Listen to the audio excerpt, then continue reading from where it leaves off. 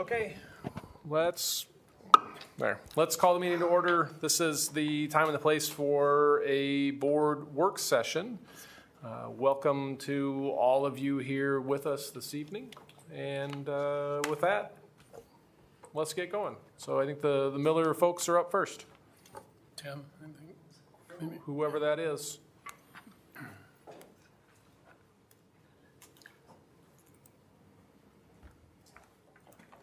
Coming up, Pete.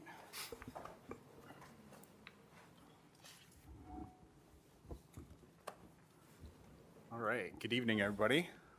Happy summer. We're halfway through, right? Ready for school to start again.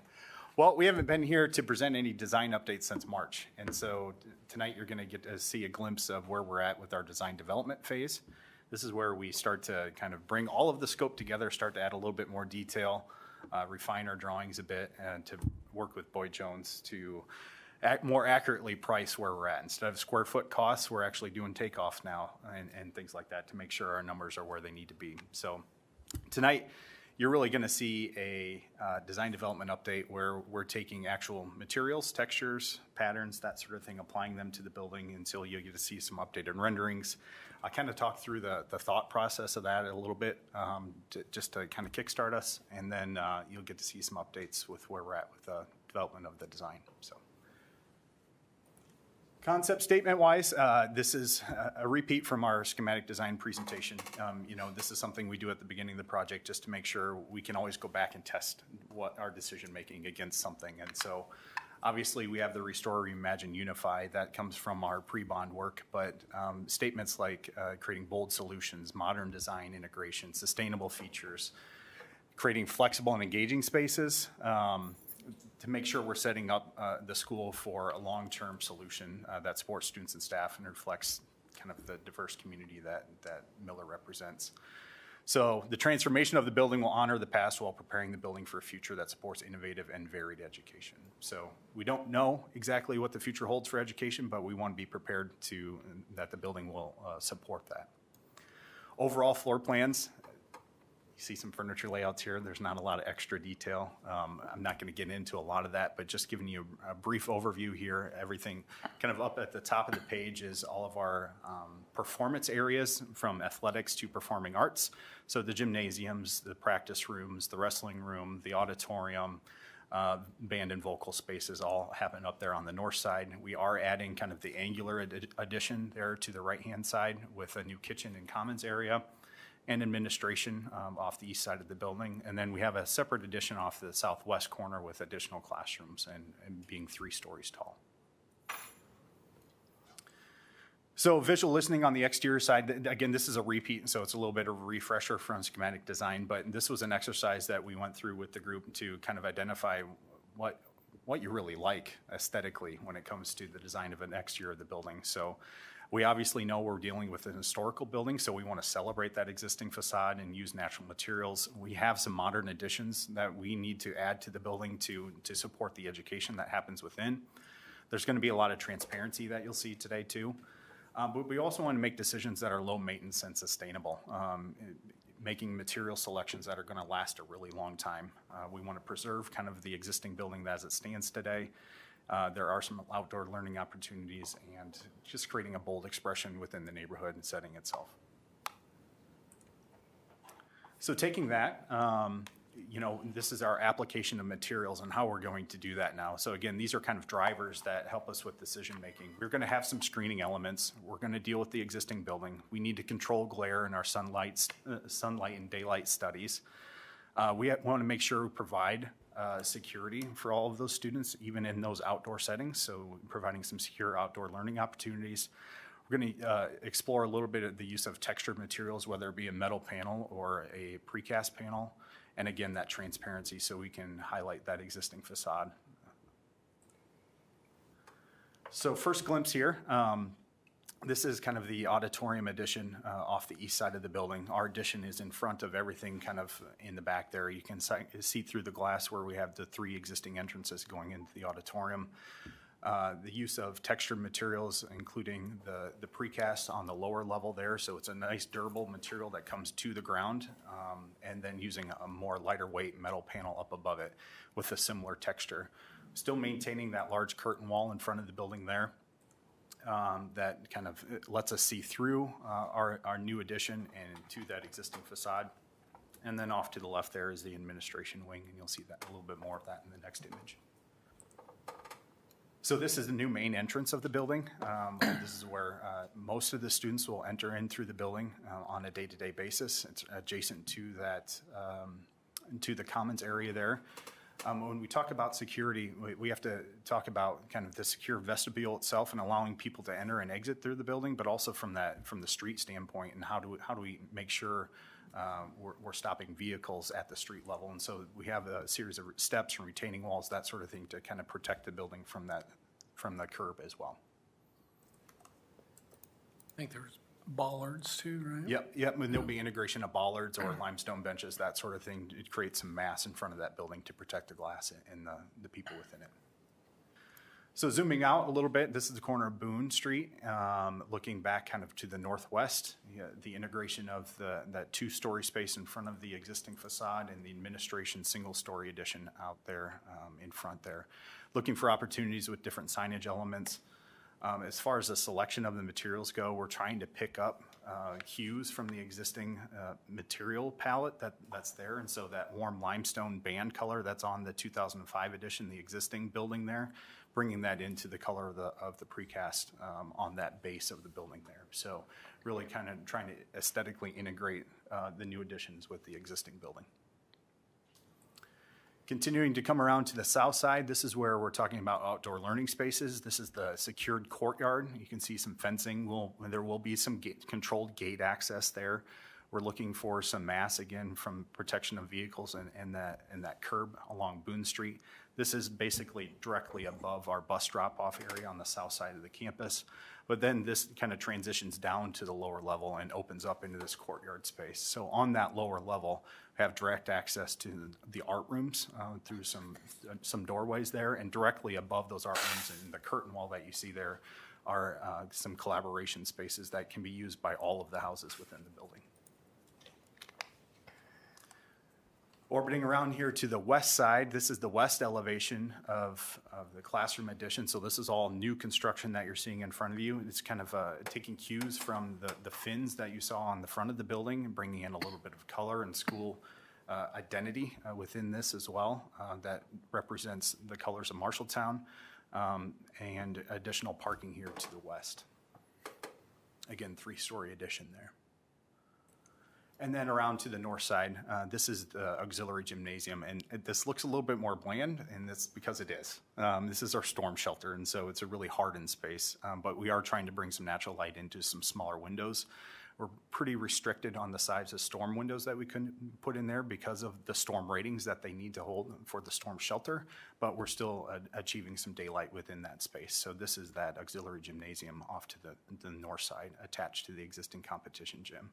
And then to the left, there's the loading dock area. You can start to see some of our screening elements. This is where the dumpsters are and the truck traffic making deliveries to the building with the kitchen there that they back up to. And then an overall image of the east elevation. You can kind of see kind of how it all comes together here. Again, metal panel up top that's textured. We have a nice solid base with some precast elements that, again, is a similar texture. We're going to continue to explore options for our signage elements, working with Abby a little bit, creating a brand or an identity on the building without overdoing it. We're looking for some subtle hints that people can recognize that this is a school building, it represents the school colors, and it's something that they can be proud of. All right, so that's the exterior. We're going to jump to the interior now. Again, this is a repeat, taking some cues from an exercise that we did with the group, using natural materials and natural daylight. We're going to have some larger gathering spaces. We need to widen some corridors, but we also need to embrace that existing building. And so you're going to see some highlights of how we're going to do that with the existing building. And we're going to look for moments where we can instill some school pride, and celebrate what the building is and what the building represents. Again, looking for those durable and sustainable finishes. And looking for different types of spaces that give students options. You know, being a student is hard nowadays, and having space where they can provide a sense of ownership or a place where people can identify with and be comfortable in. So we're gonna provide some different options that way. We're gonna enhance some of the circulation throughout the building and look for different learning opportunities of different types of spaces. So the interior concept here, we can start to see the application of some of these materials, a strategic use of school colors, using natural materials that complement some of the existing materials, again, highlighting and celebrating some of those existing built elements, and also creating those pockets of spaces where students can kind of focus if they need to. So this is our first attempt of the holistic palette of bringing all of those different things together, both existing and new. We have brick, we have polished concrete or terrazzo, we have some various materials throughout the building that we're tying new materials with. And so strategic use of colors that also enhance some of our wayfinding efforts. The majority of the walls that you're going to see here are just really a neutral background, and we're going to look for those opportunities to kind of bring in that splash of color as well, instead of kind of plastering it throughout the building.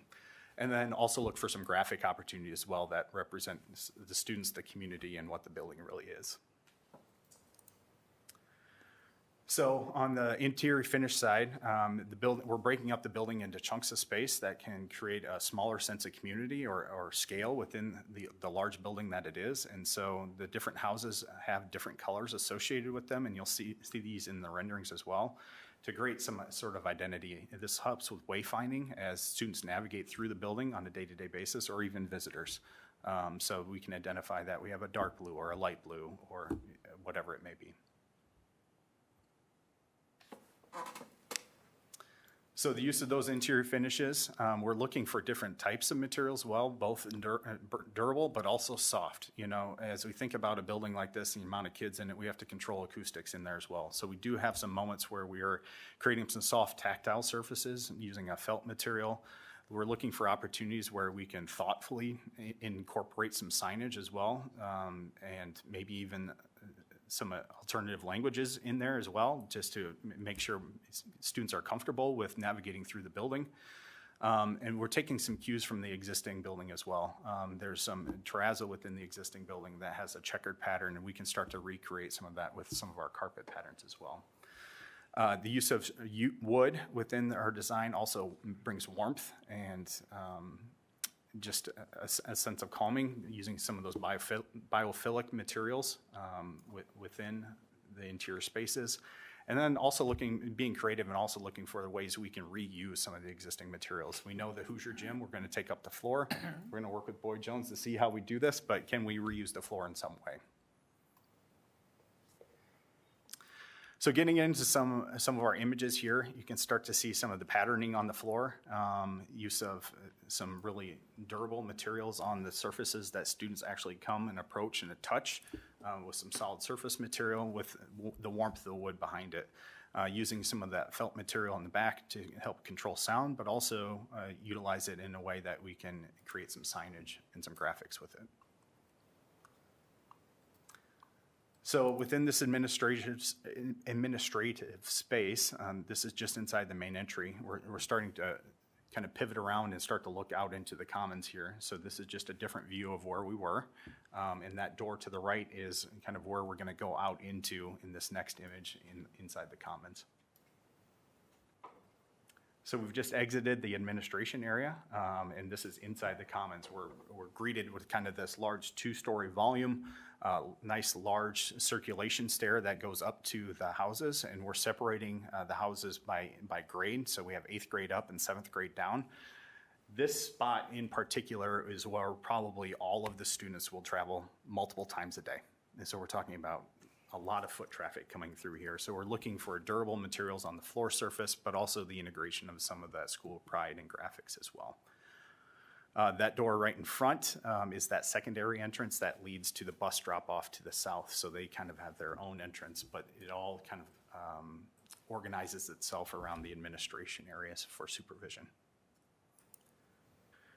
And this is turning to the right, looking back to the north, and looking at the common space. On the left there is the existing auditorium and how we're highlighting it with some skylights and natural light coming through. The mural that you see there is what we've been talking about. How do we incorporate some historical information within the building as well? So this is just a representation of what it could be. It could be a kind of a collage or mural of historical images or text or whatever it may be. But you can see this is kind of the large commons area with lots of natural light for students to gather for the lunch periods or before or after school. A little bit closer view of the auditorium and that mural. The overhead door that you see there below the mural is the servery entrance. Students will enter and exit and grab their food for the lunch periods. And then looking back south, standing in front of that entry where we were.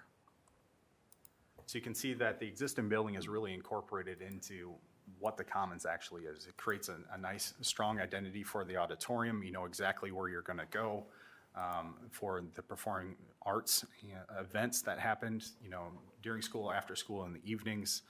And so you can start to see how we're highlighting that facade with skylight up above it. And then the next image is kind of a night view. It's nice if this was a PowerPoint, we'd flip back and forth a couple times to show you the difference between daytime view and nighttime view. But those are the types of things that we're studying throughout this process, just to make sure we're creating nice space, reducing that glare, maintaining the visibility out of the windows. Jumping into the auditorium, these are simple upgrades, a lot of finish upgrades, replacing the seating, the flooring, repairing some damage that we have on the plaster, but really just nice touches to the existing architecture of the space. And we are planning to open up those windows there to the north.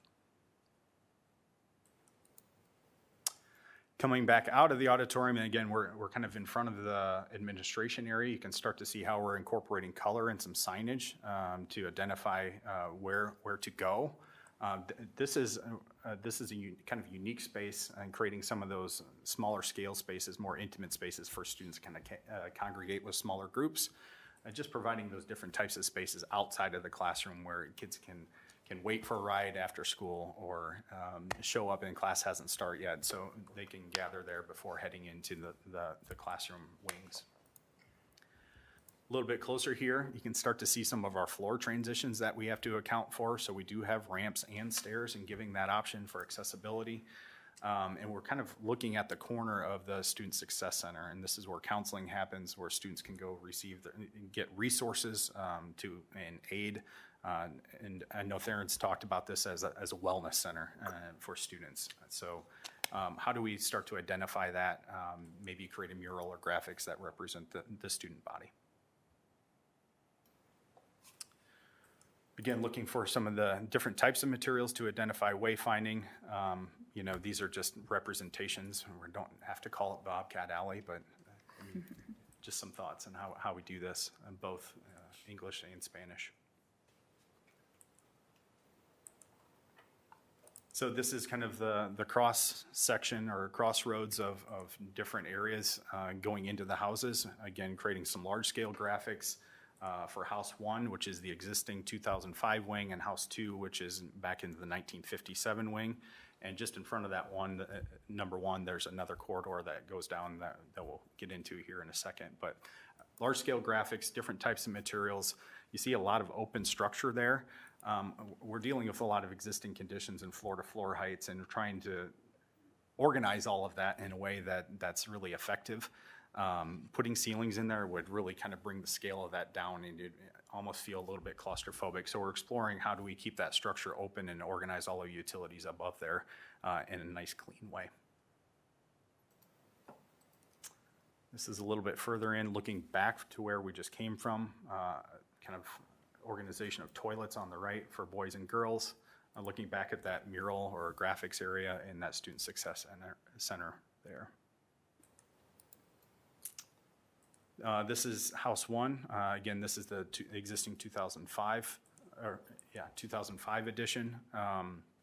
We're looking to widen the corridors as much as we can. We're dealing with the existing structure here. So essentially what we're doing in this corridor is taking out the lockers and creating these little cubbies or nooks that are the entry points into the classrooms itself. You can start to see some pin-up space outside of each classroom and some seating areas. Maybe a student can come out and take a test that they missed the day before, that sort of thing, that they would have a little bit of quiet area outside of the classroom with a window in to provide that supervision of that student. Inside the classrooms, incorporation of fixed casework and a lot of mobile flexible furniture. And so this is common throughout all of the houses in most of the classrooms. We're we have all of those windows coming in. The idea within the classrooms is promote flexibility within the configuration of all of the pieces of furniture depending on the lesson, but still provide adequate storage for all of the teachers and instructors within the classroom itself. Coming back out and kind of looking back to where we came from at the entry point, looking at house number 2. Again, some kind of landing spots in between the houses where students can kind of congregate if they need to.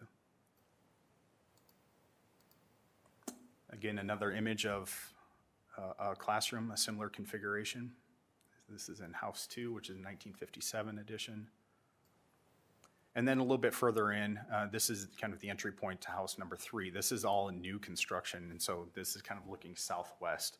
To connect all of the 3 stories, we're looking for this open stair concept of bringing natural light all the way through and creating this central organization of vertical circulation.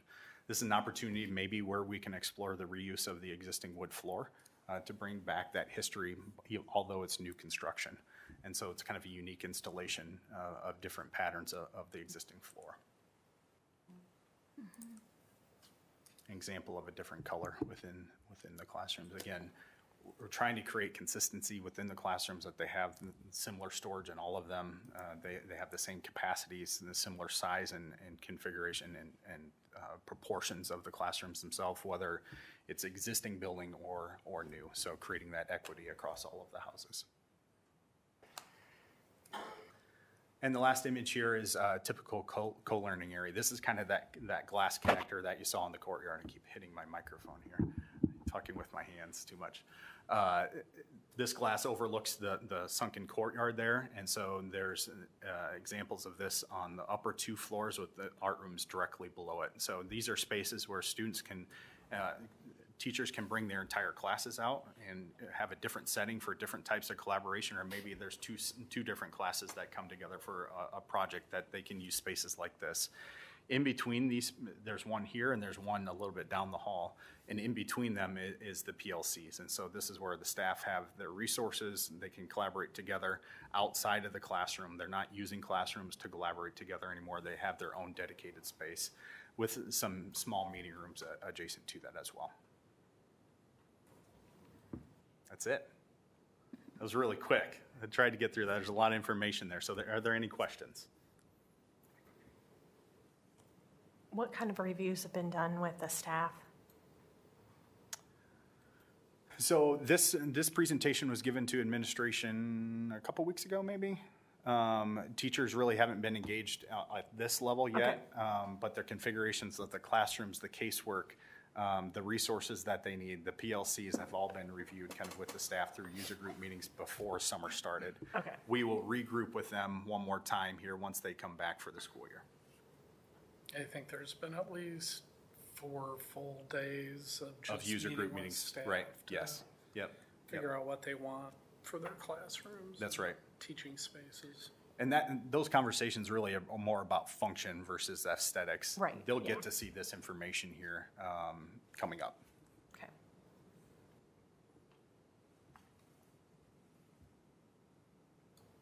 Pete? All right. Yeah. Very Up, good. Pete. Yeah.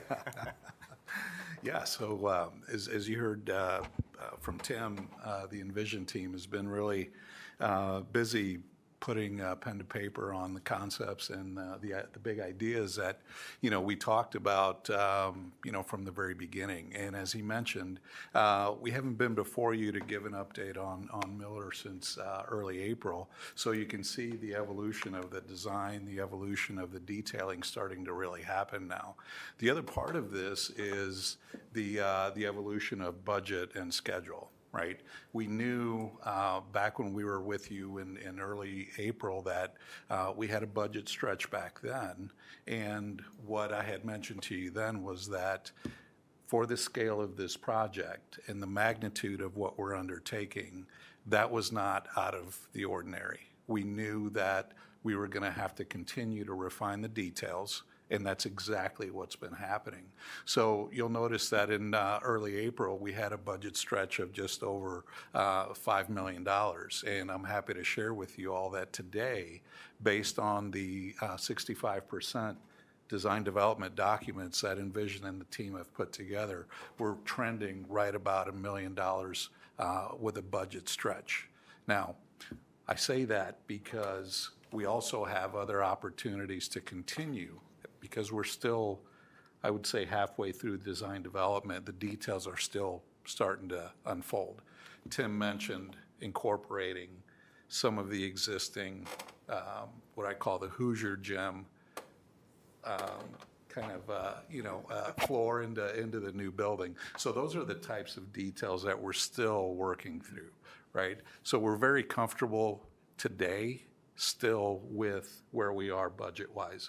Again, we're undertaking a pretty significant project, and projects of this magnitude tend to have this ebb and flow of exchange of ideas.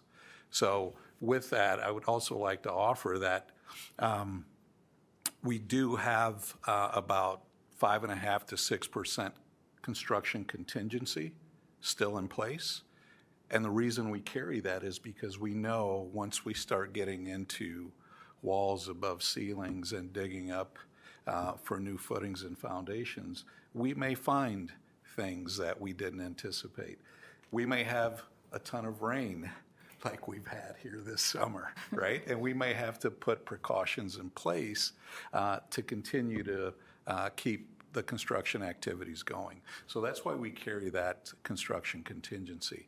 So we're very comfortable where things are at currently. We know that as the details are better refined, one example of that is we had 2 separate demolition contractors walk through the building already to give us their insight on how they would tackle some of the demolition and removals.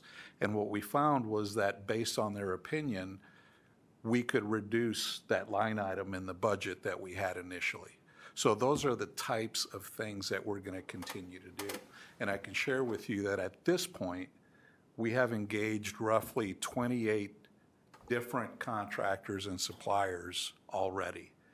And we're not close to releasing the project out for bid. The reason we do that is we want to make sure that we keep the pedal to the metal on contractor and supplier interest, because what we know is the sooner we can take it out to market, keep folks interested in the project, on bid day, those efforts will show themselves, right? The other thing we're keeping track of is the market, the economy, what's happening with materials, what's happening with labor, and we'll continue to do that. Another reason we're very comfortable with where the budget sits today and the amount of contingency that we're currently holding for the project. Another source of detail refinement, for example, we have some site characteristics that currently we're thinking, well, they might be retaining walls, right? Retaining walls are a little bit more expensive than grading the site so that it naturally kind of flows. So those are the types of details that we're continuing to work with Envision and CGA to make sure that, okay, can we do this without retaining walls? And again, the effort there is to preserve as much of your investment and get it into the building and into the amenities that the teachers and the students will benefit most from. So we see that as a continuing opportunity. The west parking lot, for example, is an asset to this project on various levels. One of those is, can we use part of that site to do some stormwater runoff, surface runoff, instead of putting in underground storage for stormwater runoff, which again equates to dollars. It's cheaper if we have it on daylight than if we do underground. right? That's another example. We're looking into and working with the design team on foundation systems for the new additions. We have a couple of different options that have been identified already, and we're vetting the investment and the cost, one versus the other. Obviously, the structural engineers are involved. It's a whole effort by the entire design team and the Boyd Jones team. So those are the types of examples that we're continuing to use as that refinement of details, as I like to call it. So we're very comfortable where things sit today. We'll continue to work the budget and look for those opportunities to preserve your investment. Again, it's community sustainability, and we take that very seriously. So, any questions on budget?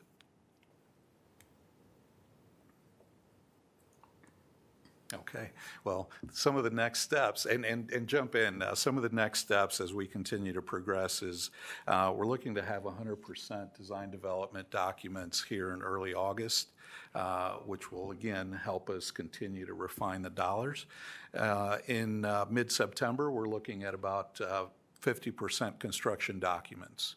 And what that tells us is we're getting close to issuing I guess what I like to call the instructions to build this building out to market, which won't happen until just before Christmas. So we can anticipate that we'll be going out to market between Christmas and New Year, which is tough because a lot of folks take time off. So we have to gauge that market interest during that time. But I can share with you that we're already having conversations around when will we receive bids. And right now we're targeting early to mid-February. It just kind of depends on what the market response is for working between Christmas and New Year, right? And happy to share that we would start mobilizing at the beginning of April. Now, there's going to be other activities that take place. For example, one of those is we're working with your staff to identify abatement activities for asbestos, for lead, for other types of hazardous material that has to come out. And we're doing some more investigation there. That abatement is in the budget currently, so we don't see that as something that is going to be a surprise. So that's our budget. Those are our next steps, and just kind of a window into some of the existing building that we'll have to clean up and solve before we can get heavy construction going. I do have one question. Yes. Okay, so it says the west parking lot is to be funded out of the PEPAL. So is that the 1 million over budget including that? No, it does not. Okay.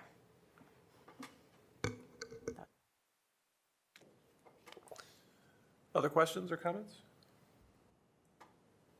When will we start looking at phasing and kind of what things are going to be done when? Yeah, excellent question. Thank you, Leah, for that. So what we've been doing along with Envision and the design team is making sure that we fully understand code compliance in terms of exit access and egress points during the various phases of construction. Now, we have preliminary phasing plans ready to go, but we've taken a deeper dive, and we want to make sure that not only we, but you also and the users, Dave and Kristen and some of the other staff there, fully understand how it's going to work. So in the next few weeks, we're going to have some updates for you on that, which will entail some still shots of the existing building, how we plan on moving from one phase to the other, what's going to be accessible and what's not. And then also a digital animation to make sure that we're communicating how this is going to go. So it's not going to be, here it is, we're done. It's going to be, here's our draft of this. Do any of you see any issues that we haven't thought about at this point? Mostly from the user end of things, right? But most important for us is separation of construction activities, exit access points, students and teachers.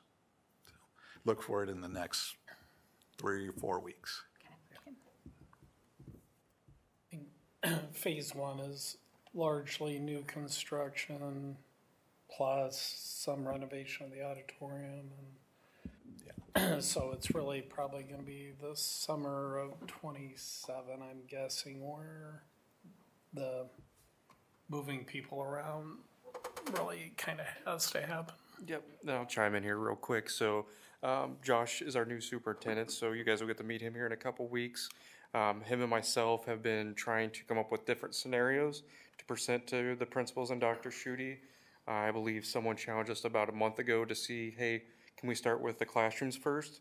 So we've been venting through that internally on, okay, if we do that, what does it impact for the teachers and or staff? So there's different models that we're going through that we'll probably present, probably 2 or 3, like Pete said, in probably 3 to 4 weeks. The design process that Envisionist gave us more insight of how the rooms lay out, gave us more insight on how certain details work, so we can refine that versus just a high level kind of overview. So. Part of that conversation is going to be temporary conditions. I mean, there's going to be some hardships in some temporary scenarios. That's just the nature of a project like this. And so we'll have more detail about that as well.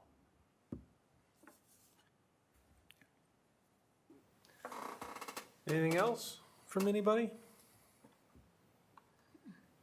Okay. All right. Thank you. Thank you. Thank you for Yeah, sharing. Thank you. Yes.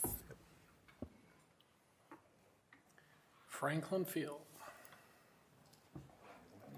I was like, don't run away too fast there, Pete. Chuck, you're welcome to come up here.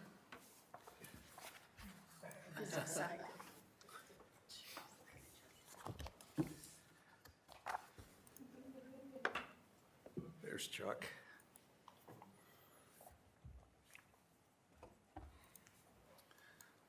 All right. So on Franklin Field, Michael's going to give the majority of the overview here, but I did want to get us started by sharing with you that this is somewhat of a typical format that we'll use throughout the construction of Franklin Field, which is to communicate with you all approximately once a month so that you know kind of the status of the project. And the big chunks of the update generally will include, yeah, you can go to the table of contents, that's right. Kind of a summary progress report, some progress photos, update on schedule, update on budget, any safety concerns, or lastly, the construction overview, the status of the overview. So Michael will get into some of the details a little bit more, and Chuck, please jump in as you deem fit. But one of the things that's been extremely surprising is the amount of rain we've had in the 42, 45 days we've been on site. And without stealing Michael's thunder here, I can tell you that measure of rainfall is over 20 inches. So some of the things that you'll see happening out there is to try and dry the site so that construction activities can continue.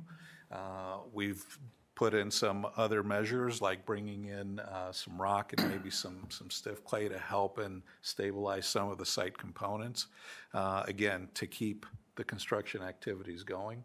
And if you drive by there today, you'll see a tractor with a disc, running back and forth around the site. Again, we're trying to dry things out. But Michael, I'll stop there so you can jump right in. If you want to go to the next slide. So just summary of progress. So we started roughly the first part of May. This kind of is an overview up to date. So working with Chuck and CGA and the team we've compiled on site. Existing demolition on site has been complete, minus a few things with the ticket booths and so forth. We've done sheet piling along 13th Street, Main Street roughly, to help us with the future retaining walls. The existing 48-inch sewer has been replaced completely. That was a joint venture with the school district and the city. And then as far as just trying to be mindful of the storm retention, since we're going to a turf field, we put in a detention pond. That has been since complete as well, just right before we got a lot of this rain. And then as Pete mentioned, we're working on footings and retaining walls. So that's been the big push here over the last couple weeks with the rain. We're just about almost through the entire south side by the end of the week, pretty close. So you'll typically see our footings going in, rebar, and then pouring the walls. Like Pete said, with the rain, we've looked at alternative ways, pouring from the street to try to keep progress going, additional drainage being put on site to not necessarily just help us during construction, but help the facility later on, drainage tile, things like that, that would probably help out. Upcoming events that you'll see, pretty soon the field will be turned white for a little bit while we improve the soils, basically put some cement treatment on it and then till that in. Site utilities is going to start happening this week, so basically taking everything, storm, sewer, electrical from the mains, bringing them up to that new concession stand, and then focusing in on that east retaining wall. So that's the biggest retaining wall we have on site. And then a few other auxiliary things is the west parking lot, getting that buttoned up. I think we add 12 to 15 new parking stalls there for the teachers. So that lot will be open before school starts, and then focusing on the food service entrance over the next couple of weeks to get that installed. I think you guys start having deliveries here roughly mid-August. And then future cast turf probably late August, early September. So you'll start to see these things coming together. We just have to get out of the ground at this time. So if you want to go to the next slide. So this is kind of just an overview of the current state of the project. So everything on the south side there with that red dotted line, that's our big focus right now. We're 3/4 of the way through those retaining walls. And then the next push is on the east side, so getting those retaining walls done. And then it just shows the storm sewer that's been in place as of a couple weeks ago. Just some progress photos here. So these will change depending on what we're doing throughout the project. So just trying to showcase the different vendors we're using and different tasks we're doing. So a big push on the beginning, like we said, is that 48-inch sewer being installed. Is that first picture there. The means and methods, how we're trying to keep everything up to code. And then the retention pond, getting that installed. Eventually we'll spray turf on that and get that growing. And on the east side just shows you the impact of this retaining walls that are being in place or put in place on the building site there. So that's roughly where that concession stand goes.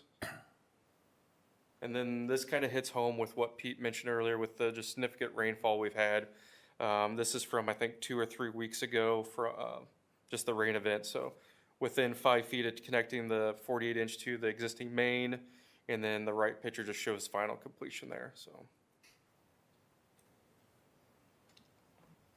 schedule is very high level, so just giving you the milestones. So the main things we've been focusing on are the retaining walls that relate to the playgrounds, the preschool playground and the intermediate playground, pushing to get those done before school starts. Like I said, the west parking lot and then the food service delivery, those are the main criteria to have done before that August 18th date. And then we kind of go back into the push to get the field and the track put in. So budget update, so just original state during the bond and then the bid day result. So allowances and contingency, I'll kind of explain that real quick. So contingency is at 200,000, so that's what the district has in currently. And then on the construction side, we have 172. That does not include any credits or forthcoming change orders we have. So a big one right off the bat was our shoring, working with Construct, which is a local contractor. We identified 50 grand in savings right there based on different methods on how to do the shoring of the retaining walls. So that'll be coming back as a credit to the district, switching out some material. And then the rest of these are just auxiliary demo items or additional rock based on the weather conditions, and then some landscaping changes based on some city comments, which will be a deduct as well. So very comfortable in our budget. Our goal is to obviously give a return as much as possible. So we'll continue to update this on a monthly basis, and then with Randy and Shooty every other week. So safety. So safety is one of Boyd Jones' guiding principles, and as an owner, you guys want a safe job site as well. So highlight Boyd Jones met with the district's Representative Eric and Tim, the school principal, roughly mid-May, kind of came up with our site safety plans in coordination with your guys' active shooter, fire, and so forth. So we basically integrated our site with your guys' school safety plan. And then as typical, we're conducting safety inspections on a daily basis, completing the background checks as new crews come on site. Roughly 42, 45 days, we've had no incidents as far as the site goes. We've had auxiliary things happen outside of our control. But other than that, just as far as the site, nothing major. And then we're roughly 3,000 hours worked to date with no injuries, just the number of guys we have. We're averaging 25 to 30 guys on site right now. It'll uptick here in about a week to probably get us up to probably 35, 40. And that'll probably be the peak, and then we'll slowly start backing down as concrete gets done, excavating gets done, and so forth. So just key on just the safety of the guys and gals that we've been working with. So Construct, Klein Electric, Rams, Terracon, CGA has been out, so everyone's been great to work with and have lived up to, you know, the goal we have of a no incident site. So this is kind of just shows you existing states. So this slide will stay the same. Just shows you what we had to start with. Shows you the 2 playgrounds, the existing field. The next one is a drone video that's a little delayed. So this was right before school got out, roughly June 6th. It's right before that. So this will change every month. So we'll show you guys current progress from an aerial view, so you can kind of see the bigger picture of exactly how much of an impact is going on site. So, and then future state, again, this one will stay the same. This is courtesy of CGA, but basically highlights, you know, what your future state will look like as a campus. So, could you remind me, were we keeping the 2 playgrounds similar area, or was it just going to be one? they are both relocated, so one will be up next to the school. Off Main Street? Yep. Okay. And then the other one will go back into the bowl, roughly where the ticket booths are, right in that area. It's over here. Okay. Next time I'll throw in another rendering that shows the playground layouts, just to highlight those areas. So that playground was inside the track and it's moving outside of the track and being much larger. I just saw some posts in the community asking about, they were concerned about missing the playground. So I had a note to make sure I asked. I can follow up on that. Both playgrounds will be there. The Gaga pits will be there, and then also one new basketball court will be put in. And then trying to think of what else. Garden boxes is something that will work into the design as well that you guys used to have. And then everything is completely fenced. So I believe the school uses the field currently as kind of a play area during recess. Eventually that will be the same case here. Thank you. Yep. Any other questions or comments? I know Construct's been working a lot of Saturdays in order to try to Correct. stay ahead of things or get caught up. So kudos to them on that. Chuck, anything you want to add? No? Okay. I'm very pleased with all this rain. It's closer to 23 inches now. Wow. So I'm very pleased with the progress and the remediation. Everybody is working very diligently. The site is very clean, which is one of my sticking points, and everybody's working well together. I'm very pleased.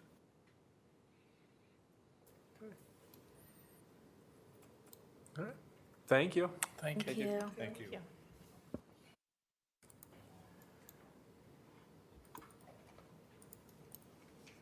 Thank you for including the safety update.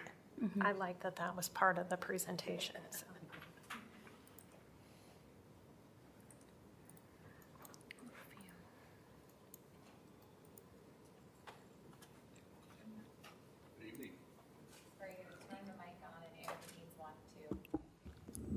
You're on now.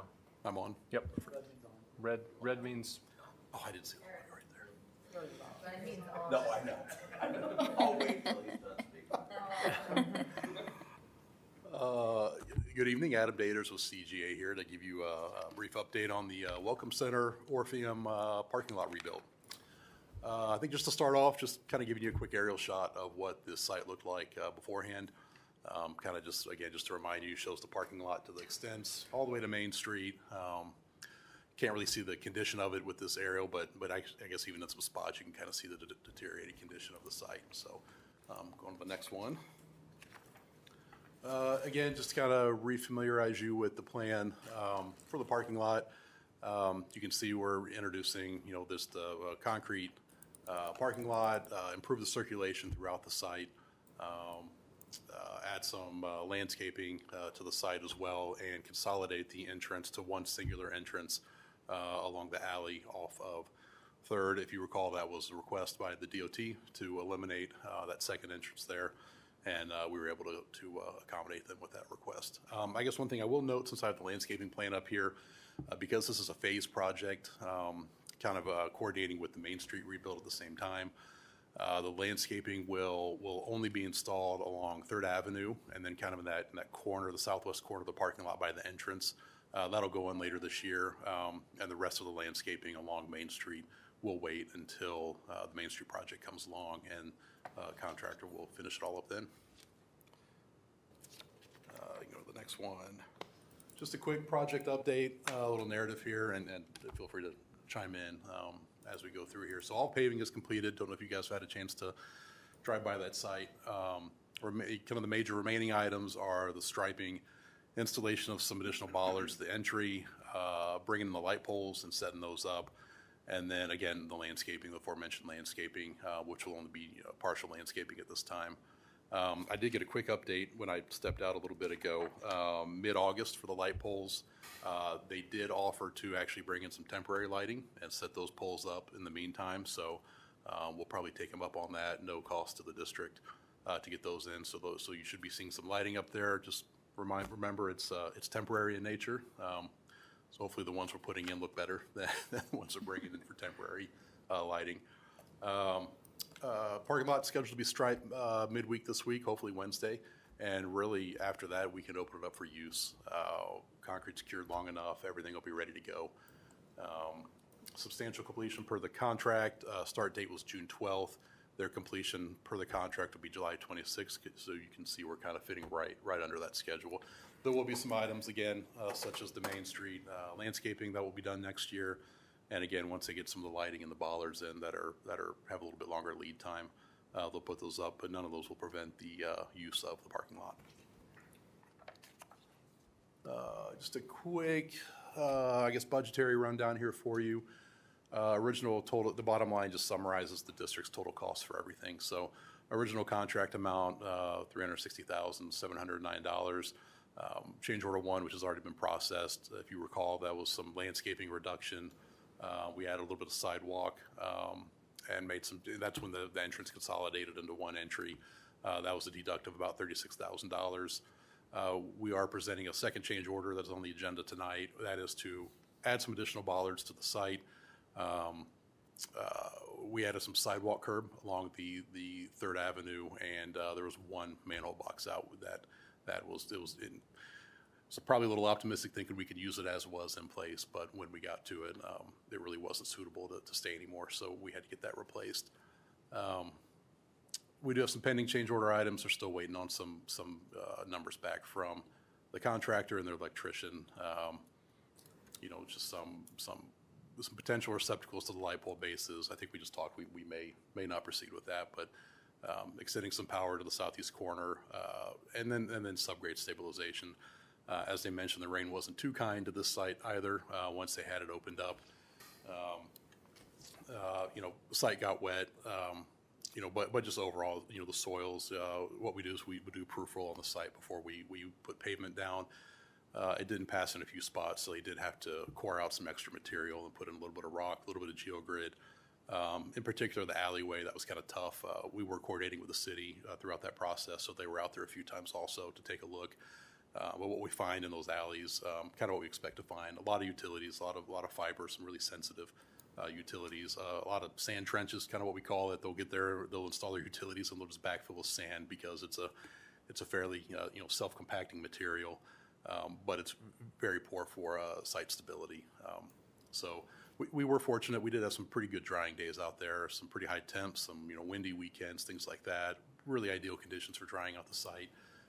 So contractor did a really good job getting in there when they could, getting the site stabilized, and then getting everything paved. I think next we're just move on to some photos. And stop me at any time if you guys have any questions on anything. So right now we're kind of standing at the corner by the coffee shop. Just some kind of in progress photos. You can see the rocks all down, and then similar forms are set up. Keep scrolling, just some nice shots of how that pavement looks now today. Kind of keep scrolling. This is kind of before and after that alleyway right there. You can kind of see, as with a lot of alleys, kind of in rough shape. After pick is just outside the doors there, so good improvement to that alley there. It's kind of a wide view shot of the corridor taken today. It just kind of gets the whole picture in there. You got your sidewalk, gives you kind of a good view of that sidewalk down 3rd Ave, and then all the way down the alley. Good shot of the facade there, so keep going. Yeah, just again across 3rd Avenue, into the alley, that singular entrance we have, and then again, kind of a little close-up shot there.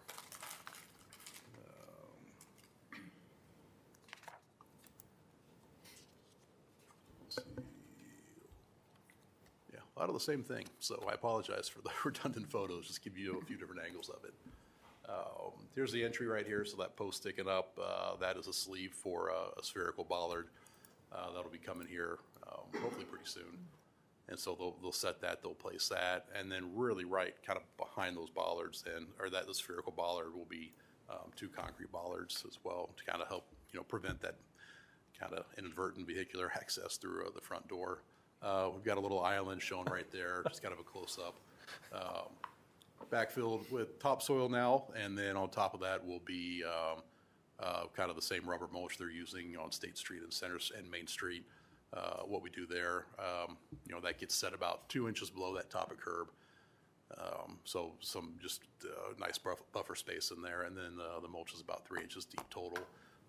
In this island, we'll probably have a few just kind of decorative grasses. And this one, kind of keep that one pretty minimalistic with the majority of the landscaping happening around the perimeter of the site. With that, Eric, you add anything or any So questions? I think the pictures speak for themselves. I will say Construct did a great job. I was on site generally every day, meeting with Adam, and so I've heard a lot of compliments about the work that was done, and I think it really is going to enhance that area and be kind of a much needed, be a lot safer area than what we had before. There's quite a few ravines that were going through there, and it was a much overdue project. Questions? Is that corner landscaping wait for phase 1? Yes. Where the paving, Yes, at the corner, that'll wait until they come through on Main Street, which is currently scheduled for next year.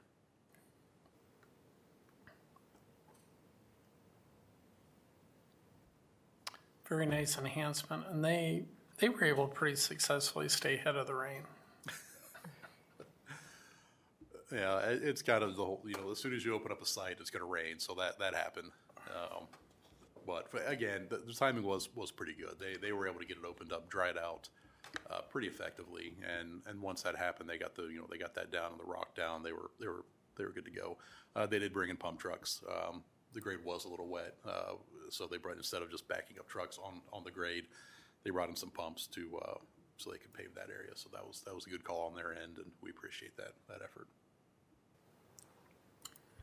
They utilize the space, the Orpheum, for esports events. Is it too tight of a parking lot for a school bus, or do they have to look for alternatives?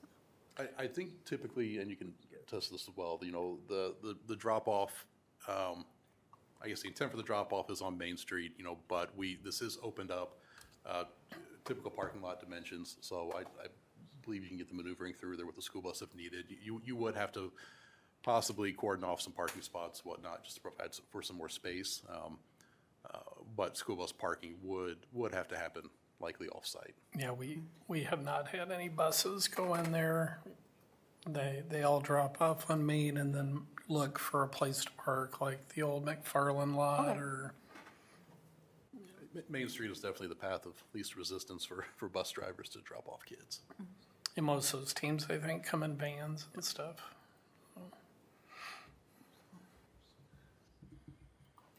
Well, thank you, gentlemen. Thank you. Thank you. Nice job.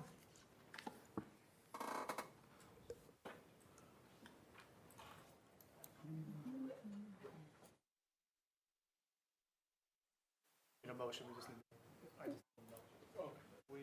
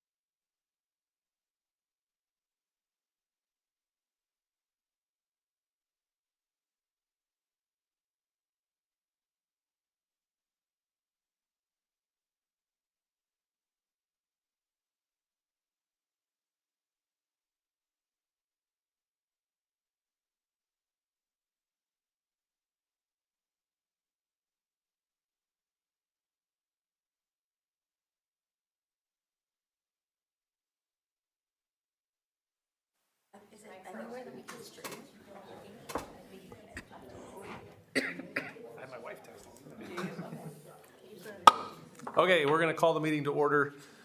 This is the time and the place for the regular school board meeting. It's July 14th, 2025. Welcome to all of you joining us here in person this evening. Welcome as well to anybody who might be watching via the live stream.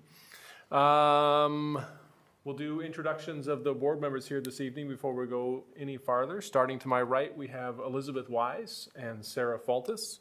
To my left, Karina Hernandez, Maria Morales, and Leah Stanley. Seated immediately to my right at the center of the table is Mr. Randy Denham, our board secretary, and to my left is Dr. Theron Schutte, our superintendent of schools, and I am Sean Heitman. We got a pink sign-up sheet there on the speaker's table for anybody who wants to speak to the board during public comment time. You will be given 5 minutes to address the board. Please understand that Iowa law prohibits the discussion of specific employees of the district or their job performance.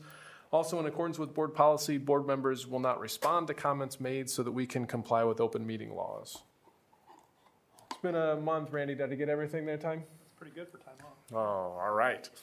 With that done, would you all please join me in reading the mission statement of the Marshalltown Community School District? We develop learners who have the knowledge, skills, and positive mindset to successfully pursue a meaningful future through personalized learning experiences. And please stand as you're able and join in the Pledge of Allegiance. I pledge allegiance to the flag of the United States of America and to the republic for which it stands, one nation, under God, indivisible, with liberty and justice for all. Are there any changes to the agenda this evening? There are not. Then is there a motion to approve the agenda? So moved. Second. Faltis Morales, all in favor, say aye. Aye. Opposed, say no. That motion carries 6-0. We're off and running. Abby, you got some recognitions for us.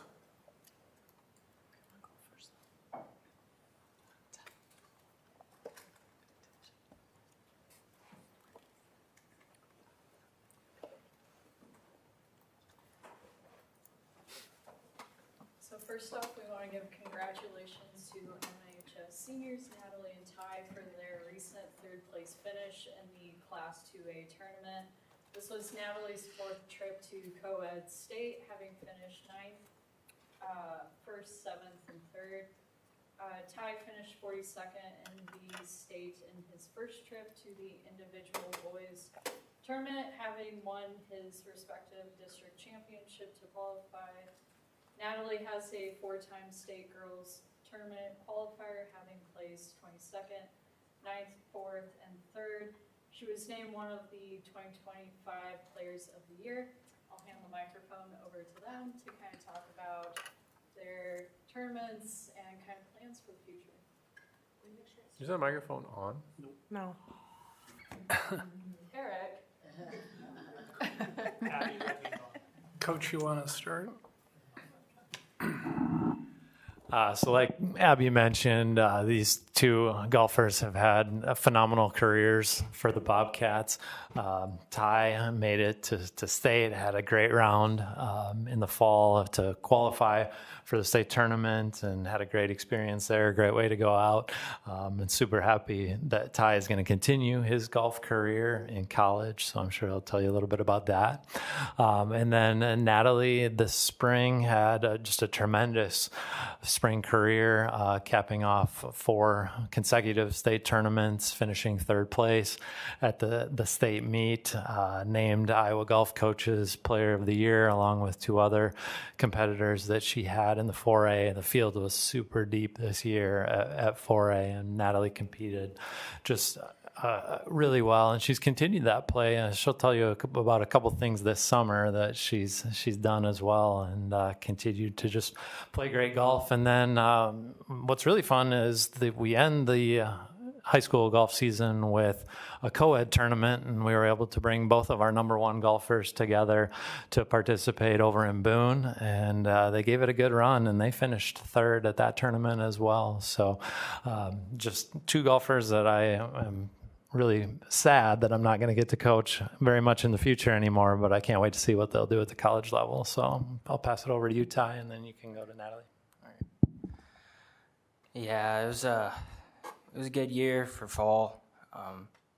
I kind of achieved my goals that I wanted to. Made it to state. Took me 4 years. Got there. Looking forward to go to Hawkeye Community College this year and continuing my golf career and going to the business industry.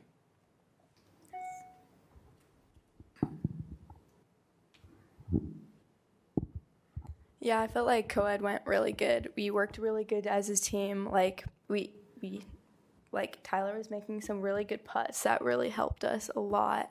And I was really happy with the third place overall in a competitive field this year. The spring season of mine went really good. I was really happy with a lot of it. Not everything, but a lot of it.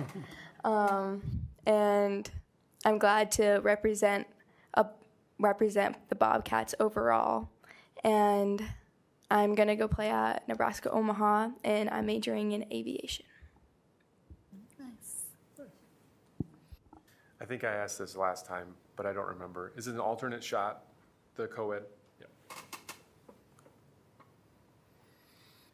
Marshawn's had a great run at state co-ed. And it's really amazing. That's a very, very difficult event. So, we're extraordinarily proud of what both of you guys have done. I've seen firsthand the work you put in to make it happen, because it doesn't just happen. It's great that you were able to reap the rewards of all of that time and effort, and we'll be very excited to see how the future plays out with both of you in your college careers. So good luck the rest of the summer and this fall. Thank you. Thank you, guys. And there aren't any more Hensons coming up, are there?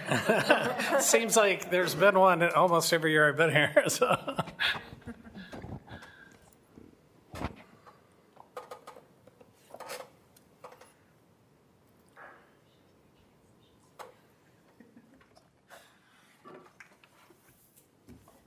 Okay, I'll double check that the mic is on this time.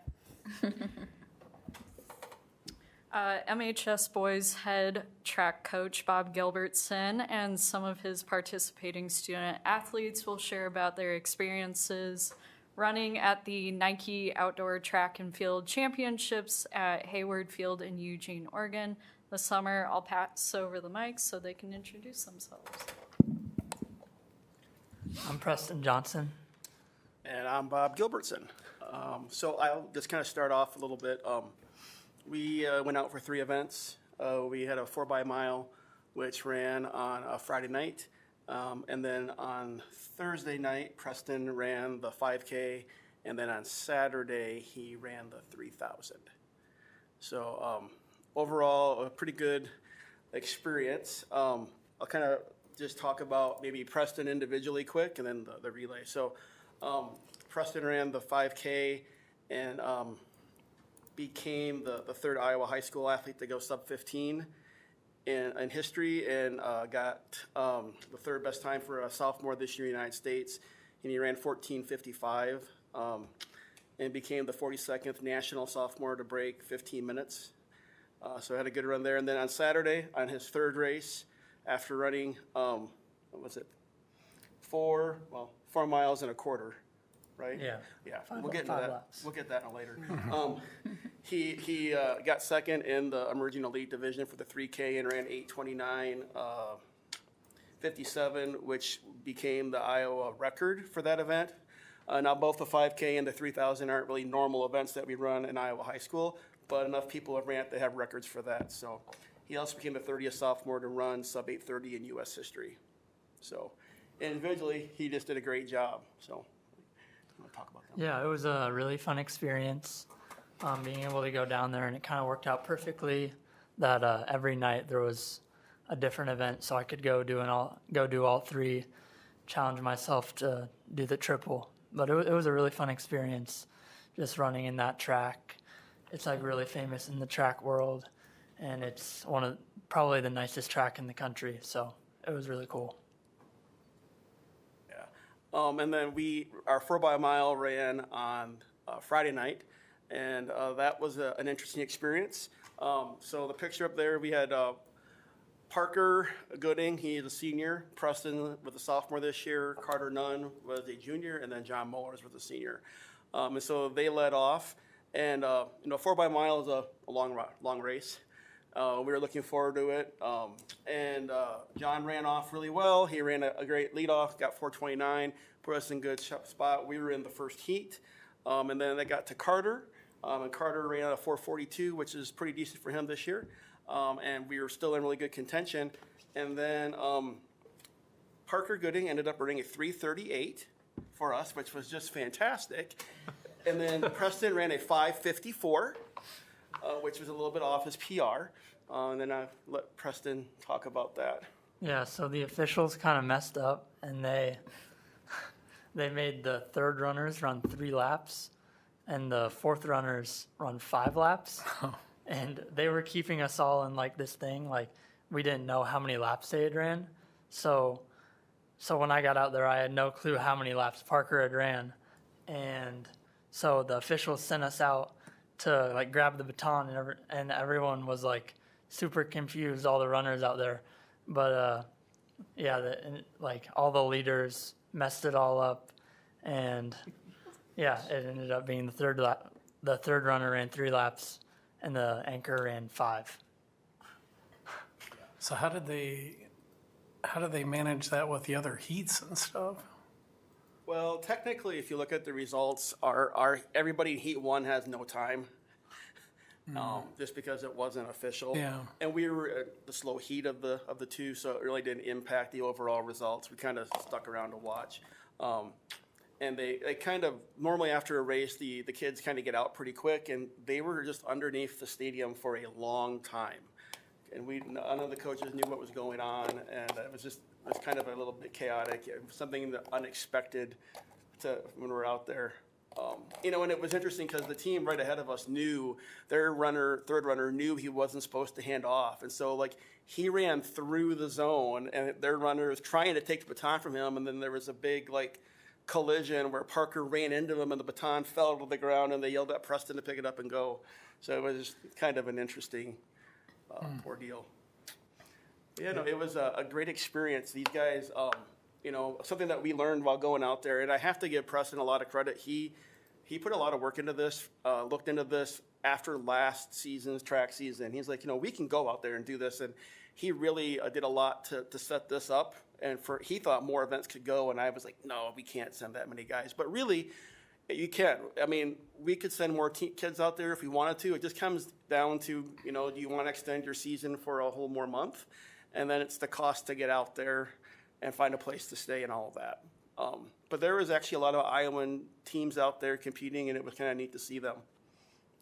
Yeah, for sure. So we're pretty excited. And Preston is getting ready for cross country, as well as Carter. And then Parker has committed to DMAC, and he'll be running next year for them. And then right when we went out there, we found out that John had committed to Drake. So John will be running at Drake next year. So. I just have to say, I'm so glad to hear that even the pros make mistakes at track meets. Yes. Considering what we've been through for track meets. Yeah, it was one of those strange things, but it was surely a fun time. Well, thanks for coming back and sharing, and congratulations on a hugely successful weekend for you. Thank you. I think, Bob, you were selling it a little short when you said he ran the fastest time for a sophomore in the history of the state of Iowa, and you're like, he had a good run. Well, and it's interesting because, I'll just a little bit more, but Preston's been somebody who had a great sophomore season, and he's got a lot of people looking at him, and just to know that when he's got into the championship season of cross country and both track, he wasn't 100%. And so to not really get everything he wanted, to actually go out there and to have great performances, He's still not 100%, but to do that was just great for him, so super exciting. Yeah, congratulations. Thank you. Congratulations. He said good. He didn't even say great. He said good.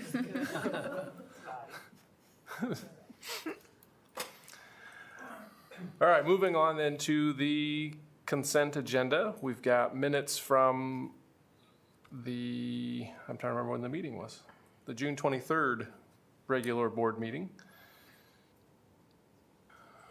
Dr. Schutt, I'm going to ask you, any items of note in personnel? Yes, Mrs. Wang could be here this evening. She wanted to mention that we do have all of our coaching stipends in this consent agenda for the coming year. Then we also had a resignation of note from MHS business teacher Rachel Nelson Loopy.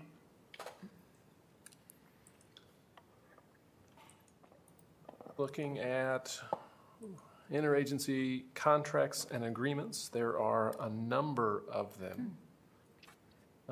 Renewal agreement to order assorted large pizzas for student meal programs during the 25-26 school year in the summer session.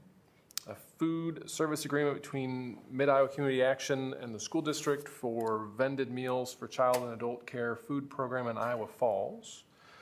An amended and restated program order form between Marshtown Community School District and EAB Global for the District Leadership Forum.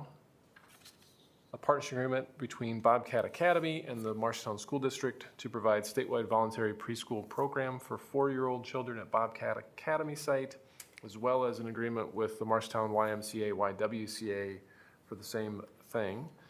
A K-12 streaming agreement and site licensing quote with Swank Motion Pictures. A grant agreement between the Iowa Department of Education and Marshtown Community School District for academic programs to support services to homeless children and youth. A subcontract agreement between the school district and Mid-Iowa Community Action for the implementation of the Sexual Risk Avoidance Education Program.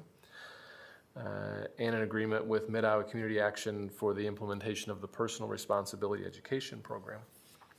An electric line easement agreement from MyTech Services on behalf of Alliant Energy for an easement. An acceptance form for MHS for an international exchange student through the STS Foundation. Pay application 1 with Construct for the Orpheum parking lot as part of the Main Street project. And change orders 2A and 2B for the Orpheum parking lot. Total change orders is $7,500. Service contract with Marshtown Waterworks for the transfer of utilities for property purchased at 202 South 12th Street. A Wellmark Foundation grant agreement to provide school-centered behavioral health services. And a design services amendment with Envision Architects for additional scope work related to the Miller Middle School project. Are there questions about any of those items? And looking at open enrollments, there are 3 out and 6 in. We've got a number of items to be declared as obsolete from the tech department and from buildings and grounds. And 3 houses. As well as 3 houses. Randy, any items to note in the bills or the monthly finances? A couple items I'll point out real quick. The bill listing probably seems extremely large this month. That is due to, with July 1 being the start of our new fiscal year, a lot of bills were due July 1. So our property casualty insurance, work comp insurance, a lot of our softwares like Infinite Campus and things of that nature are all due. So it's a lot of July 1 bills that you're seeing in that bill listing there. And then for the financial statements, it is that time of year, as I will be spending the next 2.5 months closing out the fiscal year 25 books. So all of those financial statements you see are preliminary, as some of those numbers will change as we work through the closeout process over the next 2 months. Any questions for Randy about the bills or the monthly financials? And is there a motion to approve the consent agenda? So moved. Second. Faultus Wise. All in favor, say aye. Aye. Opposed, say no. And I have to abstain, so that carries 5-0 with one abstention. Gotcha. I know somebody personally who's a coach, so that's why I'm abstaining. My wife is in the coach list. Anybody on the pink sign-up sheet? Then we'll move on to legislative priorities. So as you know, I pushed out a survey to see where people stood as far as our legislative priorities. We had 5 top priorities of 4 that we sustained from last year, and then we incorporated a new one, local control, as it relates to the board having control and discretion as it relates to property taxes. There was a lot of legislation this past year that wanted to further restrict what school districts could do as far as property taxes, bond referendums, and things like that. So from that survey, the listing that I have was basically the order that came through: state supplemental aid, school funding, local control was number 2, mental health number 3, preschool number 4, and largely we're hoping that at some point full-day preschool will be funded, at least for students and families in need. And then it pushed teacher recruitment and licensure to 5th. So what I'm asking the board to do is approve all 5 of these priorities, but the 4 that we'll submit to IASB, because they limited us to 4, will be the top 4. Questions or comments?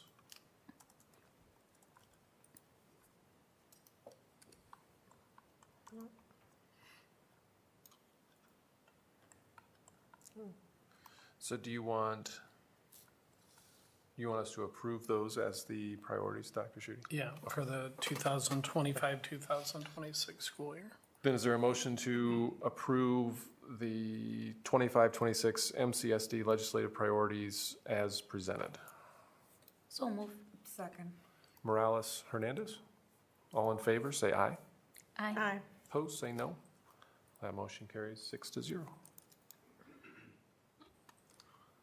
Todd?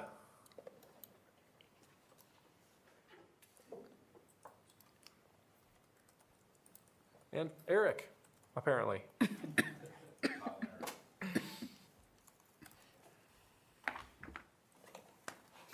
Red means on, Eric. Yeah, that's what I heard. Hello, Todd Carl, Building and Grounds Director, here to update you on a summer project progress list. So overall, there are 33 active summer projects, 22 of which are completed, and they show in green.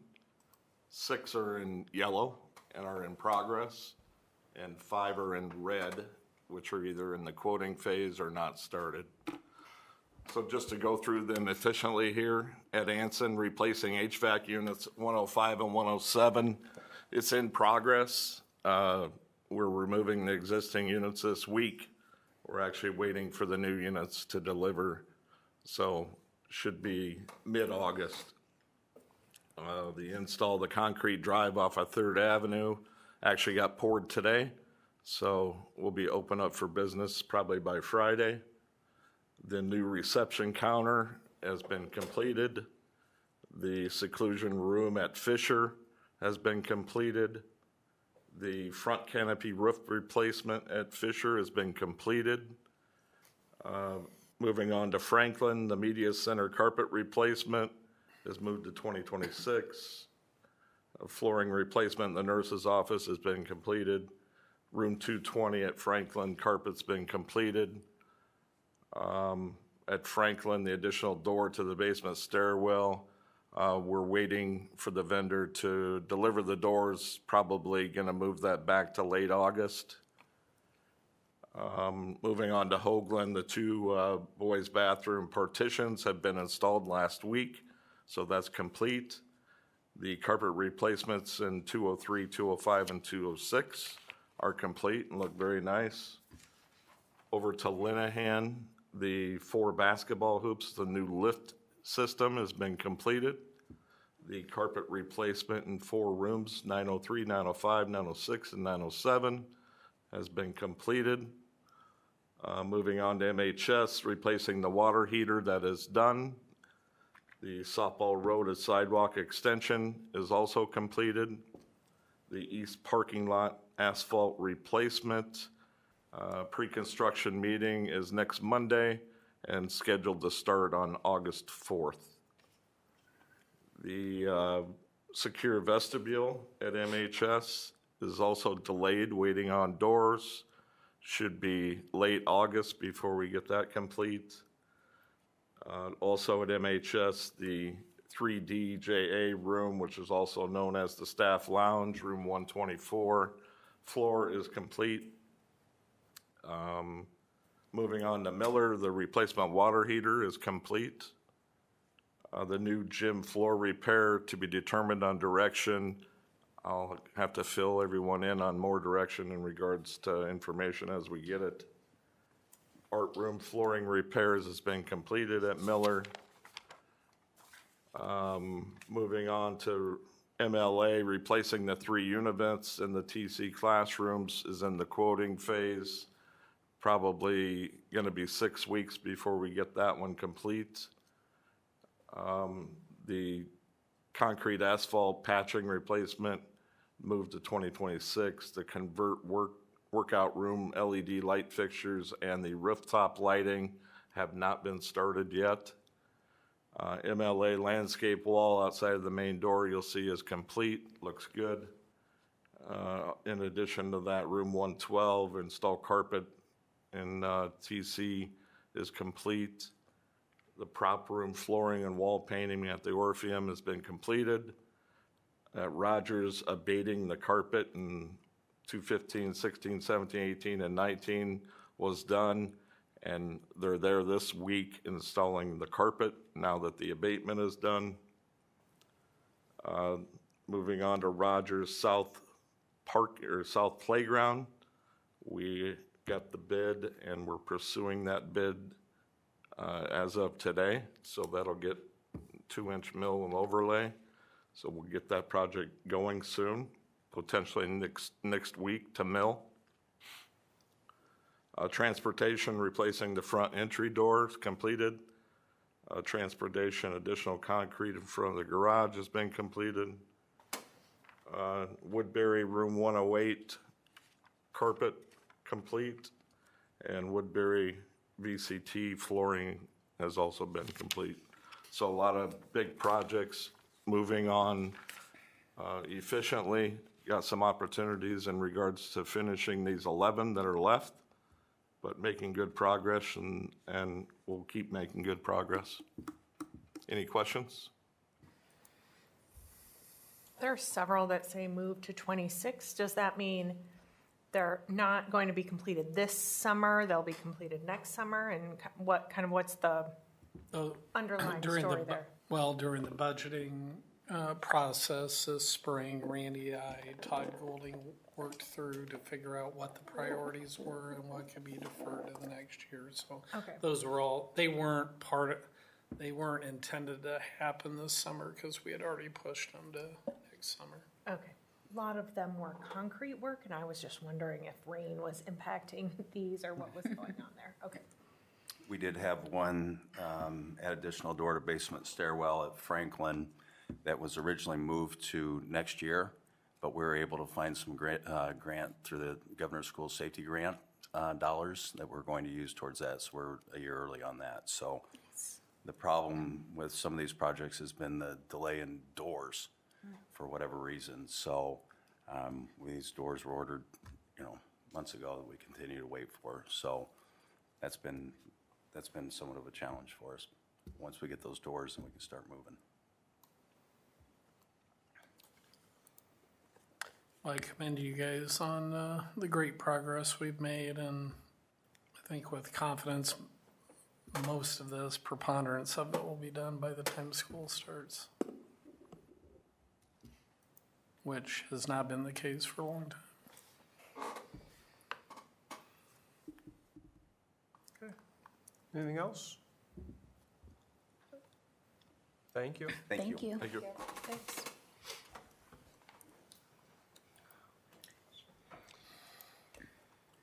All right, Randy. So yeah, the next item is the contract with Construct for the MHS parking lot. So we had the special meeting back on June 23rd where bids were reviewed and the low bid with Construct was accepted. So tonight in front of you is the formal contract agreement for that project. And if there's any further questions, I guess I'll defer to Adam since he's still here to help answer any questions on that project. So. Are there any questions? When will this project start? I want to pull my defer card already.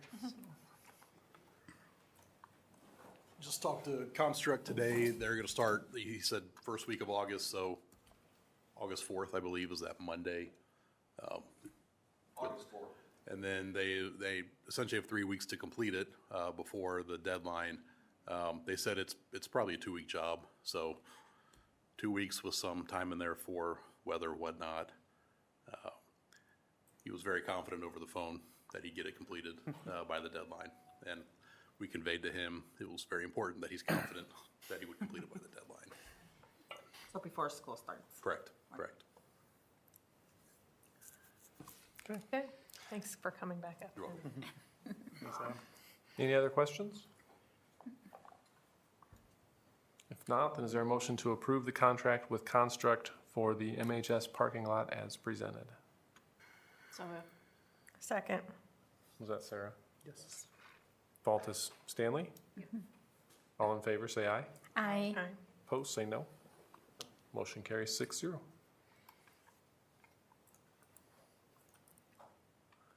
You can open the Marshalltown document, Amy. No, you don't want that one. There you go. Okay. All right.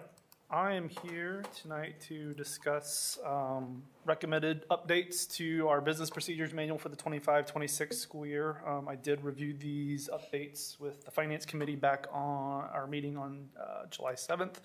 A lot of the changes are just, updates to dates, updating my title change that occurred this last year. So I'll kind of quickly go through this. Pages 5 and 6 is just the introductory letter that's with this that goes to the administrator. So some date changes, title change, as well as some updates to some bullets around some tweaks that we're making to our cash handling procedures for this upcoming year, which I'll go into more detail later on.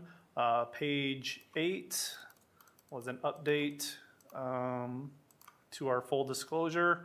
One of the changes we're going to make this year to assist with reconciling purposes is to require each attendance center to provide the business office a full and complete listing of all events and occurrences where money will be handled. That'll help us with reconciling each month. So for example, if there's, it's the month of July and there's a softball game on July 14th, we'll know to look for that when we're reconciling towards the end of the month. Page 9, some updates to the refund section there. Just some minor tweaks to what we've already been doing. Some more detailed as far as some guidance for our buildings as far as what to do when issuing receipts, as far as issuing individual receipts. Also, one of the changes will be we created a mass receipt form, so particularly for fundraisers, there will be a form that the sponsor can use for indicating, which students and families have turned in money for what, and there'll be a log that they can turn in instead of doing 30 different individual receipts for staff and students. And then just updated and added a section on what to do with regards to voiding receipts. Pages 10 and 12, those are just title changes. Pages 13 and 14 are updates to our gate procedures. So one of the things we implemented this last year was utilizing the night depository at our bank. One of the things we'll also include this year is that the current reconciliation sheet that ticket takers use is just a one sheet. So we're going to do a carbon copy 2 sheet so that one can go with the deposit, one can stay with the admin on duty to turn into the activities office for records. So that's what some of those changes there are. Yeah, that's what all those are. Pages 15, that's again just updating that summary to reflect some of the changes on pages 13 and 14. Page 17, so 16 is the old gate reconciliation form. Page 17 is a new gate reconciliation form. There'll probably be some tweaks to this. I've reached out to the high school activities office. They actually just got back to me this morning with some tweaks and changes. So I'll bring back the revisions to that at the next meeting, because I'm not asking for approval tonight. I'm just presenting the recommended changes, and then if there's any feedback, then we'll make those changes and bring it back for approval at the next meeting. Page 18 is the title change, and then updating the link for our board policies. Pages 20 and 21, title changes. Page 22, provided some additional clarification on the Iowa human trafficking law for stays at Iowa hotels. Just providing some additional clarification about when booking that site, that it's not overly self-intuitive. So the certification is only good for 3 years. So when you go to the website to check, it'll give you the date of when that hotel got their certification, not when it expires. So you kind of have to know that if you go onto that site that says July 14th, 2025, you need to just know that it doesn't expire till July 14th, 2028. So provided some additional clarification with that to help folks out. Page 23, this will be part of the board policy tonight as well. Currently, our meal reimbursement rate is based off of the per meal per day IRS reimbursement rate. We've gotten a lot of feedback from staff. And so we looked at a few other district policies and would like to change that to a flat per diem amount. So $50 per day for in-state travel, $70 per day for out-of-state travel. The current IRS total per diem rate is $68 per day. We would also recommend keeping the first and last day of travel at reimbursement rate of 75%, which is what our current travel policy states. Page 24, title change. Pages 26, yeah, 26 through 28. The Finance Committee met and reviewed our public purpose policy. So that's also on the agenda later tonight for you for initial review. Some of the things we looked at, expanding our public purpose policy to help incite recruitment and retention. So allowing building funds to be used for, let's see here, for providing treats and snacks for their staff, $500 annually at the elementary levels, $750 annually at the secondary levels. Student incentives, purchasing district t-shirts for students in athletics activities or the curricular settings, up to $15 per t-shirt. T-shirts will not be returned to the district. They're for the students to keep, helps provide a sense of community and team building. Also allowing buildings to purchase t-shirts for their staff, again, up to $15 each per shirt annually for staff, to help build, again, a sense of community and allow students to easily identify staff.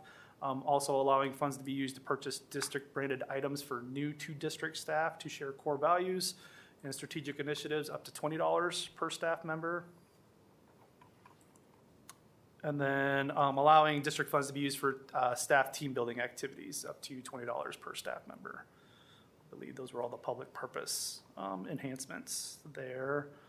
Page 30, title change.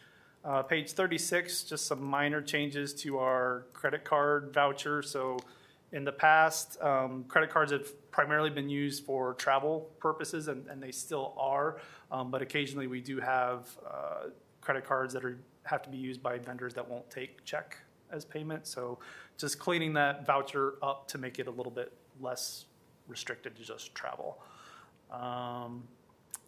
Page 40 was an update to our fundraising request form. So just provided some additional information from the previous form. One of the changes being proposed for next year is that while the fundraisers will need to be signed by the building administrators or activities directors as it currently is, they'll also need to be sent to me so that I can review and approve them and make sure that they reconcile to the sheet that's given to us at the beginning of the year, and if not, to get that added to that sheet again for reconciliation purposes. Just then also provides a little bit more detail about the fundraiser itself as far as how much is coming to the district and if there's any portion of the funds raised that go to the company that's being worked with. Let's see here, page 48 and 56 are tied to our web link system, which is used for online purchase orders and requisitions. Previously, there was a piece in there where you could mark received in the system, and on paper it sounded good, but we come to find that it wasn't working well in actuality, so we just removed that receiving piece. So we have a compensating internal process in place to where we can track if items are received and ensuring that buildings and secretaries and principals are signing off that those items have been received. And then last thing was page 64, just updating the link to our new district auditors. So that's kind of a lot in a nutshell, so I'll open it up to any questions or feedback.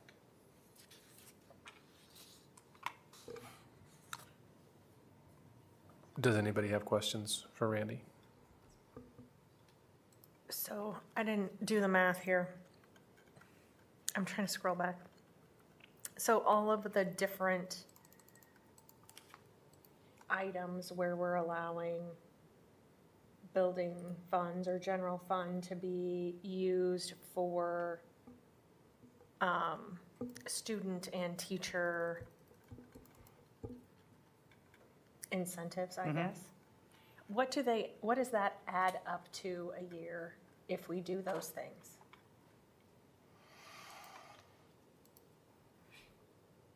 I didn't do that math, but I could rough estimate of, well, we're just talking buildings, so I'd have to take out the, there's the 12,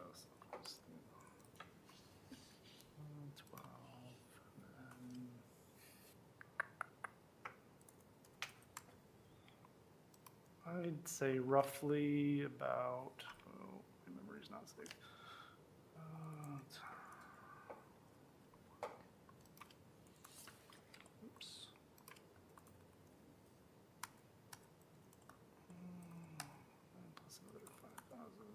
About $90,000. For the food at the schools, the student t-shirts, the staff t-shirts, and the staff team building activity, and the staff. Assuming everybody does it all and they max it out, correct? Okay. I will say it comes out of their building budgets, which is the last discretionary funding that gets calculated when doing the line item budget each year. So it really is just the last 3 to 5% of the overall budget, and whatever they don't use, they are allowed currently to carry over from year to year. Okay. And I will say over the last 5 years, historically, the majority of the buildings outside of 2 have spent well under 50% of their budget each year.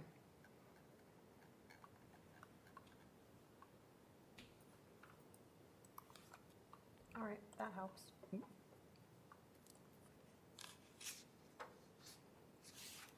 Other questions or comments?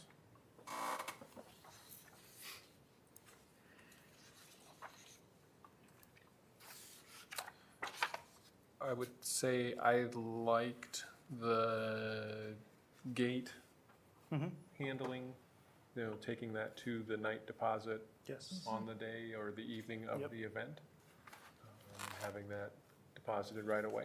Yes. And you've added quite a bit of it's not just one person, somebody else has to sign off. Yeah, we try to put dual controls in place as much as possible. Yep. So I see that as a positive thing as well. My question, so that form, I'm on The reconciliation the form. reconciliation of the admissions. Who is the game manager and who is the ticket seller? Like, is that just whoever happens to So be there that night? yeah, ticket seller would typically be whoever is taking tickets that night, and then what was it? The game manager would be the admin. Is that on the duty. admin Yeah, on duty? Yep. Okay. So, yep. Typically Ryan or one of the principals. Yep. Okay. Yep. I think that's just a real rough. Ryan got back to me with some feedback today, which I haven't had a chance to look at yet. So that form will likely look different come the next meeting when we bring it back. So clean it up a little bit.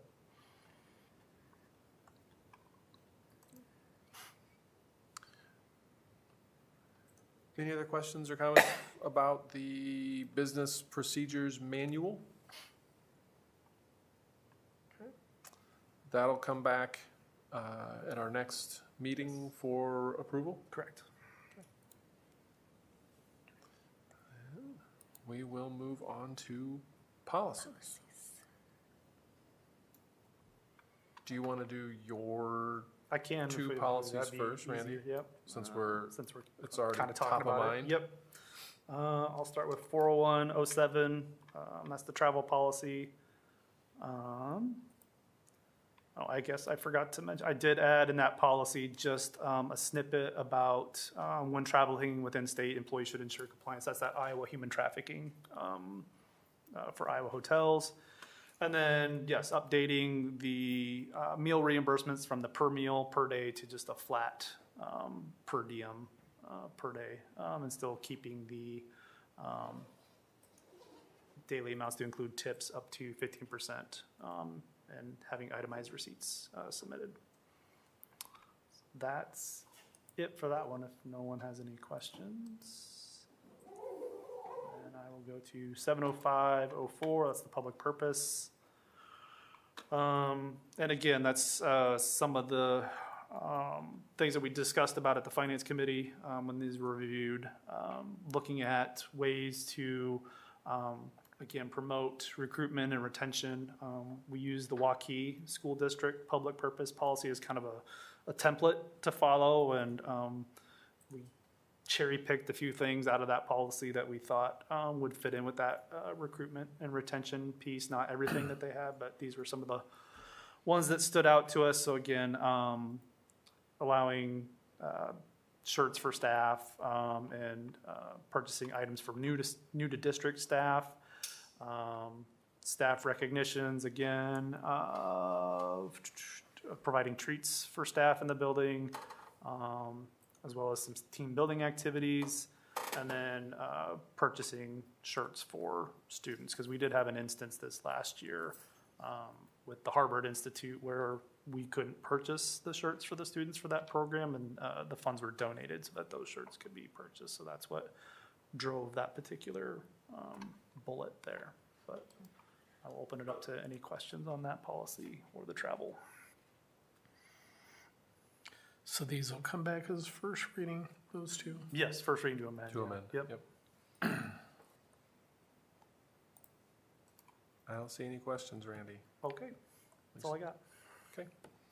And then I had the other initial review policies, 2049R1, which is the board calendar. There were no changes on that one, so it can be marked as reviewed.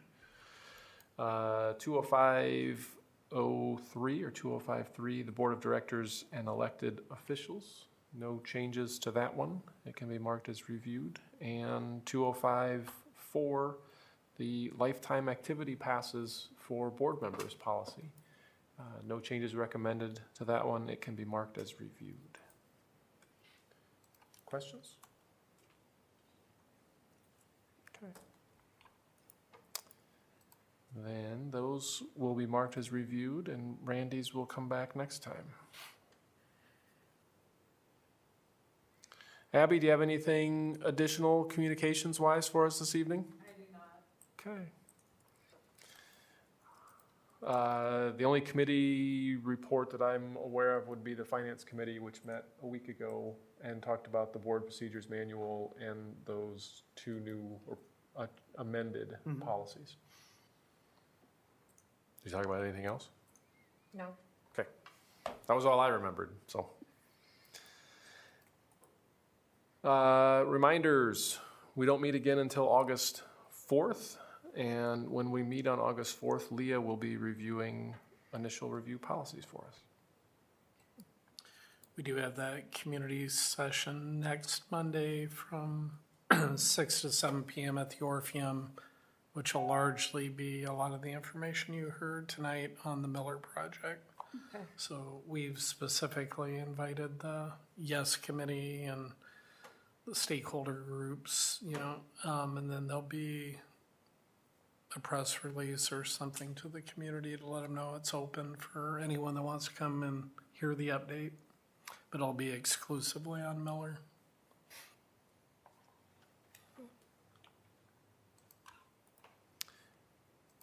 Any items for a future meeting agenda?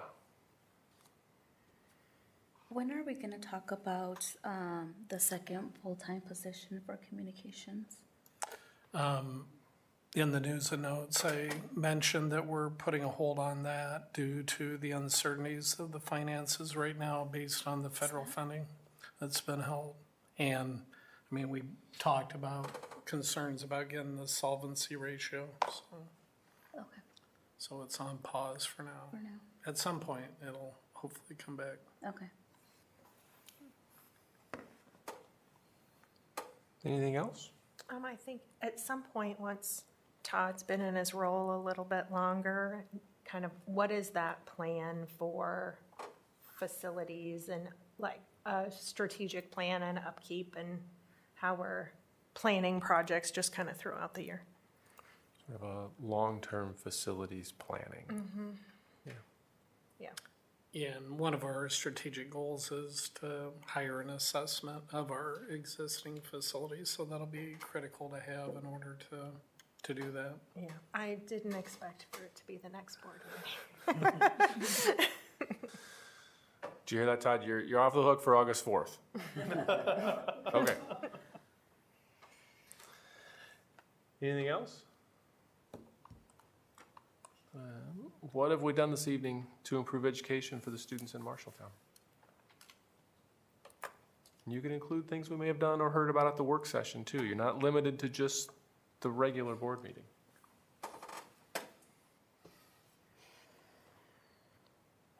I think the new Miller, the new schematics there is pretty neat, pretty impressive. So I was just thinking my daughter's in second grade right now. She's in third now, and she'll be able to go there hopefully. It'll be so exciting. So for my family, it's one. Yeah. Many students. You just Many one of students. many. One of many. I like that we give, like the Preston really wanted to do this and he got the team together and he drove, that this was something that he felt like that team could accomplish together. And so we allow students to kind of have that voice and we help sponsor activities like that they really want to go excel at. And so, yeah. It's always nice to hear about the different recognitions that happen and give them the opportunity to share, how proud and take that pride and ownership of what they do. We only see and I really liked how Dr. Schutte also talked and gave kudos to everyone because we only see like the end result, but we don't see, how hard they worked, which we know that they work hard, but it's always nice because you can tell on their face when Dr. Schutte, recognized that, like how happy they were to say, wow, somebody is recognizing, the whole hard work that I put into this. I mean, Sarah can probably attest to how much work Ty put in over how many years to, Oh, geez. you know what I mean, to make it to state and to go to co-ed state and all that stuff. Finally, after 4 years, he said. Finally, Yeah, after he 4 did years, it. but he's been 4 playing years. since he was 4 like years. 7. Right. So, yeah, I mean, yeah, a lot of time. If there's nothing else, is there a motion to adjourn? So moved. Second. Faltis Hernandez? All in favor, say aye. Aye. Opposed, say no. That motion carries 6-0. We're adjourned. Sorry, Zach, we're leaving. 7 o'clock. I know, where did he go? Should we? Ben, they're not all this short.